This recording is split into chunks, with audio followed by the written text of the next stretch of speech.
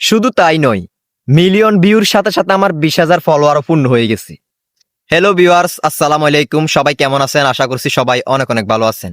ফেসবুকের মধ্যে video upload করি, ভিডিওতে লাইক আসে, কমেন্ট আসে, ভিডিওতে শেয়ার হয় এবং যথেষ্ট পরিমাণ ভিউ হয়।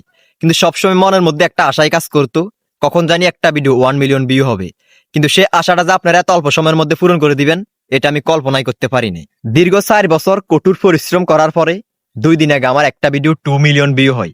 যখন অন্য বড় বড় কন্টেন্ট ক্রিয়েটরদের ফেসবুক পেজের মধ্যে ঢুকতাম, তাদের ভিডিওগুলোতে 1 মিলিয়ন, 2 মিলিয়ন, 3 মিলিয়ন এরকম ভিউ দেখতাম, আমার মনের ভিতরে একটা আশা কাজ করতো যে একদিন একদিন আমার একটা না একটা ভিডিওর মধ্যে 1 মিলিয়ন বা 2 মিলিয়ন ভিউ হবে।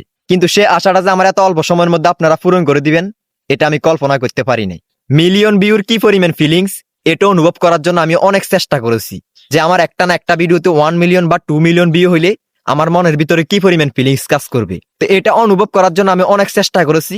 তো আলহামদুলিল্লাহ, আপনাদের ভালোবাসার কারণে, আপনারা সাপোর্ট করছেন বিদায় আমার একটা ভিডিওর মধ্যে 2 মিলিয়ন ভিউ হয়েছে।